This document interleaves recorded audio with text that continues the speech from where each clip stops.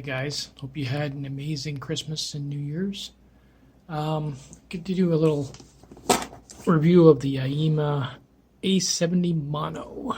I'm not going to make like I just got this in. I've had it for about maybe a week, and I'll let you know what my findings are. But what we're going to do is we're going to re-unbox it, because some people like that. Side.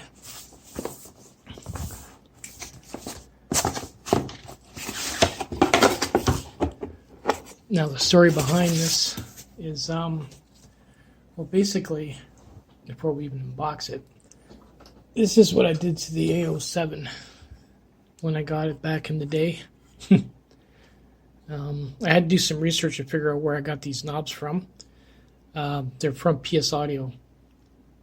They originally were black, and they faded because of the sunlight, as you can see. So they're not really gold, they're basically brown.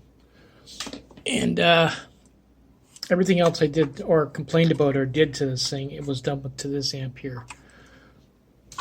So the significance of this amp is everything that I've said would be better if they did it, they did it. So they definitely listened to their customers. Pass, extension cord. This is a instead of a 36 volt, now they give you a 48 volt at 5 amp, which is actually pretty good. I'm not too sure how they got it smaller, but a 5 amp usually are double the size of that. So let's get this out of here. This thing, or this amp, is beautiful. It's I mean, I can't say enough about the craftsmanship of this thing. It's amazing. I saw their video where they said they did this pattern here so you can see the lights better. I do believe I think they said something about there was plastic in there or something. I think they had some kind of plastic coating in there covering it up to protect it. Yeah, I don't want to scratch it. Anyway, yeah, the case is amazing. I mean, there's nice clean lines, nothing rough about it whatsoever. The feet is one thing I did complain about. On the older models, you got feet like this. The problem with these is the glue gets soft and they start skidding all over it, and they fall off and leave a nice gooey mess for you to clean up. These ones here, I believe, are screwed directly to the case, and then there's the soft rubber covering up the screw hole, I believe. Have a quick look here. It might be in there. We'll be able to tell when we take it apart. But they did not skip any. The process of what they put together in this thing is amazing. Full-size interconnects for the speakers. You got your RCA and XLR out or in. That's sub out. And then they also have a dB boost for the RCA, which is a nice feature because now you can have up to 2 different devices hooked up to it, either like a CD player and a turntable just by flicking this. That's one thing I don't like about these Class D amps is if you have a number of different devices, you'll have to unplug it and plug it back in. What they need to do is they need to come out with one of these that's basically dedicated for switching inputs. Basically, a bunch of RCAs, basically. But there's your 24 to 48 volts input. There's your trigger for your sub, frequency, and the frequency on the front as well. And it's all clicky. One thing I did find with the pots in how it's clickable, you can't hear it, but at lower volumes you'll have a problem with dialing it in when you're trying to balance both of the amps, even though it's unbalanced, because you're getting between clicks. which is kind of irritating. But on loud volume, we don't have to worry about that. There's your off and then your auto on for the trigger. And then under here is your full range or your sub. So that's about it. Yeah. Oh, I'm gonna show you the knobs, because this is one of the things that I pushed. So this is the one that I used for the A07, and it has a lock nut in there. It's solid aluminum. Theirs is solid aluminum, and it's got some weight to it, which is amazing. And then what they did is we went with a plastic sleeve in there for good reasons. For one, they don't have to use the set screw, and it puts just enough tension that it's not going to fall off or anything like that. It's a good design. I like to think that this was designed on what I did. Anyway, let's take this thing apart and take a look at the insides.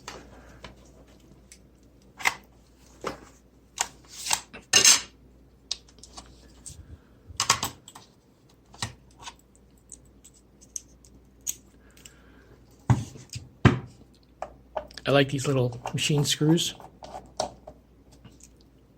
Nice tiny little ones. The heat spreader on the chip is on the bottom right here. And one thing I did notice was when I took these screws out, the case sort of pulled away from the plate, which is a good thing, because that means what you can do is you can put heat grease on that plate and slide it back in without it getting scraped off, which I'll be doing. The temperature on the case at idle and under load wasn't anything over 95 Fahrenheit, which was just hot. It wasn't hot, but it was warm to the touch. So this thing hasn't got any type of heating problem whatsoever. You probably could actually, because that heat spreader is so large, you could physically. Ooh. Yeah, I'm trying to remember how this comes apart now. I think these have to come off. You could physically run this without the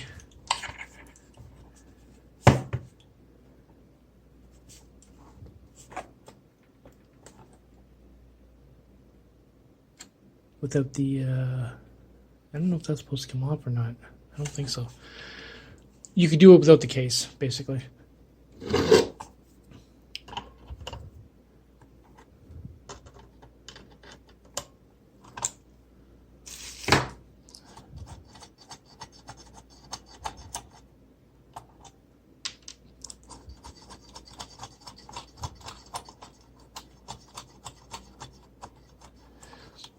I also like that they kept with the toggle switches. The other models, the Max, I don't like that they have the toggle switch built into the volume pot. Not a big fan of those. This is pretty cool. These drop-offs here. I like that design. It's this thing is a tank. You could basically drop it and it wouldn't fall apart. They could have cheaped out. They could have not used these. They could have just put the screws right into the case, which would have made it super flimsy. But this thing is a piece of work. Yeah, so as you can see, there's little screws poking up there. So these feet are designed to stay on. They're not gonna come off or anything. And you can upgrade it if you wanted to. Put spikes or whatever you want on it. Pretty thick case. Totally amazed by that. But not as much as I am this piece of work. Look at the size of look at the seat spreader on that. That is crazy. Like, you could run that just like that and it'd be fine, which is good because I pretty much will be by the time I'm done modding it, which I'm not going to share what I'm going to do. I'm going to save it for another video. Yeah, this is amazing. Back in the DIY days, this is would have been a lot of work. That does look wet, doesn't it? That's just solder flux. But nice big chunky caps. Rubicons at 63 volts, 33,000 UF. Very nice. Even the wiring going to the switch and to the output are the RCA style with the soft rubber. So they can take a few amps. There is your op amp, which I'll be swapping out. Dual LED color. For when you change it from RCA to XLR, it'll actually go from green to red, which is kind of cool. And a single color for the power. By the time I'm done this, I'm going to swap out the op amp. Put copper on that. I'm going to copper up these. And probably copper all these here. Let's have a quick look at the underneath the spreader. I'm curious if they still use those little plastic sleeves to gap it.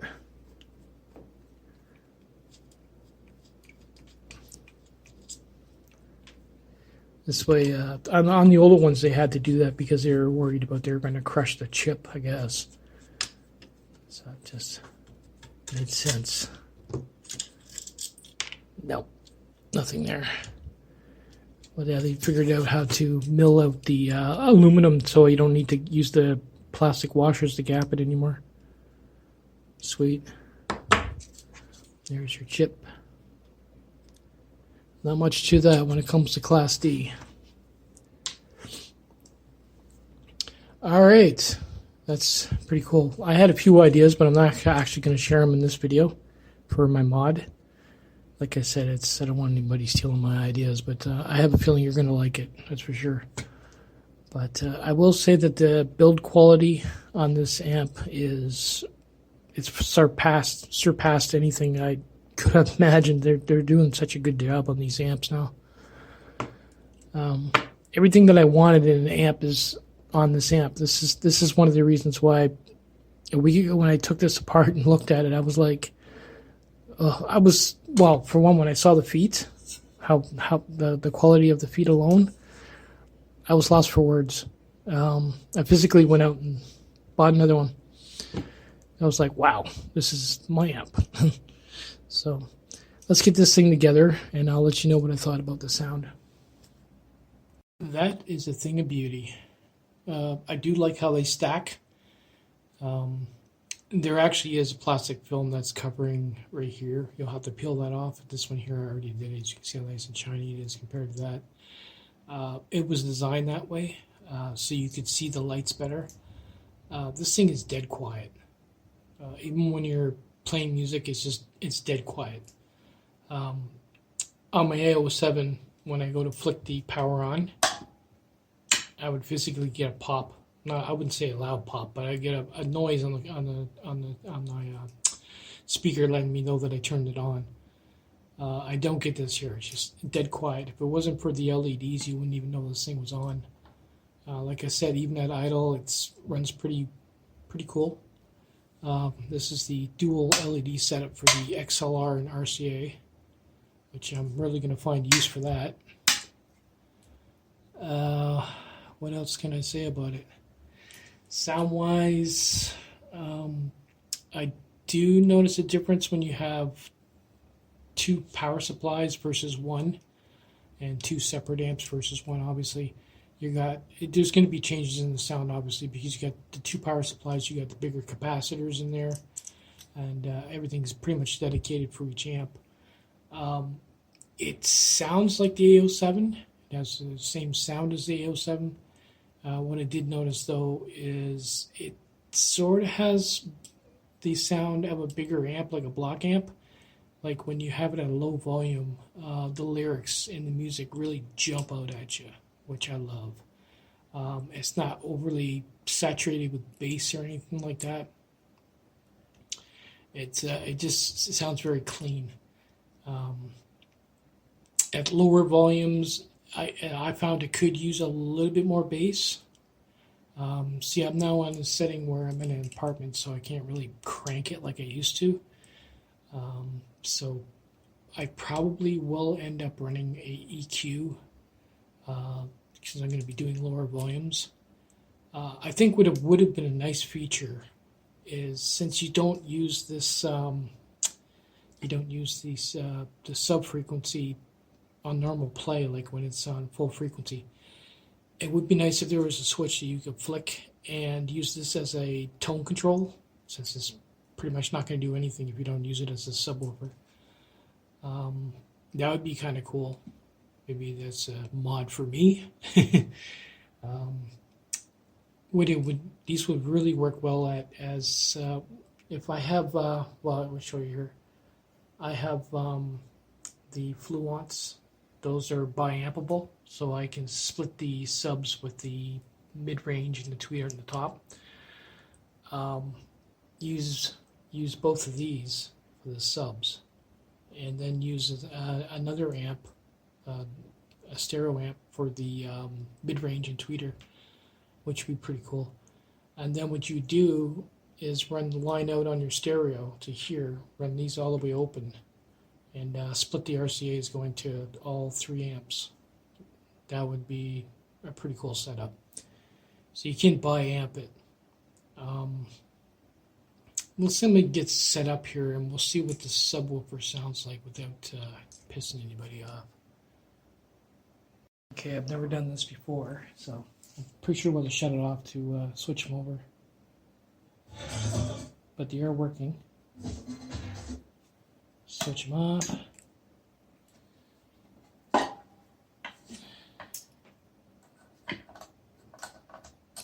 Switch over.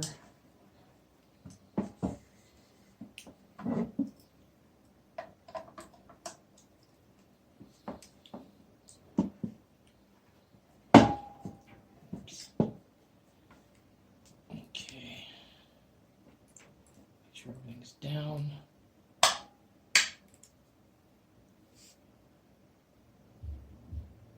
Oh yeah.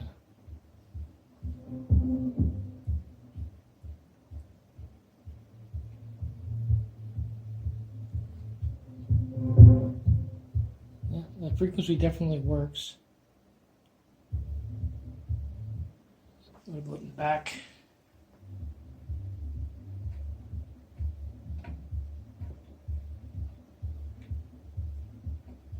Yeah, it doesn't do too much in the back. Cool. So yeah, they work as good subs, amplifiers.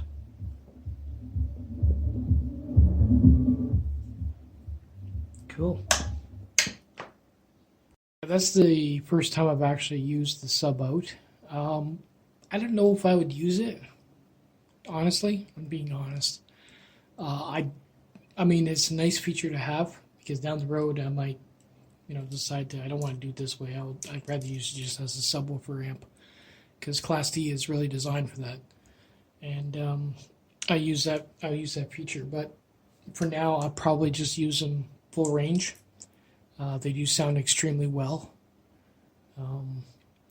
I'll get to the sing a bit when I run an EQ through it. But I will say the sound is very open, very clean, like dead quiet. The filtering in this thing is pretty good. I don't get any clicks and pops from turning things on or turning it up. Like I said, the only thing that would be cool is if they made the volume pots, they can make it clicky, but maybe make it so the clicking is closer together, just lower volumes. It makes it a pain to dial it in. And maybe making a feature where you could flick a switch and turn this into a tone control versus doing nothing. We'll see. But I will say I do like these amps, and I do feel like I've lost my money by running out and grabbing another one. I'm quite impressed with the quality of it. And like I said, back in the day, for you to build something like this, it would cost you more than $200 in materials alone. Yeah, it's still blown away by these amps. And I'm looking forward to modding them out, that's for sure. I'd like to thank Aiyima for sending them out, or sending one of them out, and give me a chance to try it out. I'm definitely a believer. I was always curious to see what would happen if you ran two of them with separate power supplies versus one. Now, some people have been doing it with the Aiyima A70 Max, and they've been pretty happy with that. I definitely give these a try if you haven't tried them, because they're really good, and the build quality is outmatched on any amp they put out so far, as far as I'm concerned. It's really nice. And there's so many things you can do. It's upgradable. Like, I mean, you can, the feet alone, I'm probably going to take those off and put spikes on it, only because the screw holes are there, and I can pretty much do anything I want with that mod-wise. I have an idea for some stuff that's going to go on the side to dress it up. Or I had another idea where I want to cut the top open like I did on the A07. And then totally copper everything in there. And then this way I can see the, if you're going to buy an expensive mod chip for it, it would be nice if you could actually physically see it. I don't know if I'm going to cut it out, put a piece of Lexan in there with a rubber seal so you can see in it, or if I'm going to put a screen in it like I did with the other ones. But yeah, if you're into modding these Class Ds, I suggest you subscribe, because I'll be working on these for quite a while.